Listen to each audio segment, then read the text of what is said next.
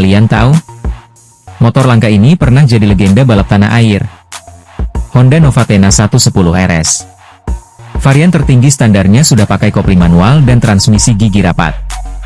Mesin 2 tak power 16 HP dan bobot 100-an kilo. Terjun di road race dengan spek karburator Mikuni Subco TN24 dan CDI HRC, hasil kilikan Benny Jati Utomo dari tim SKF Foodstar Motor mengantarkan Ahmad Jayadi juara nasional tahun 2002. Dia nggak pernah dijual resmi di Indonesia, masuknya cuma lewat importir umum.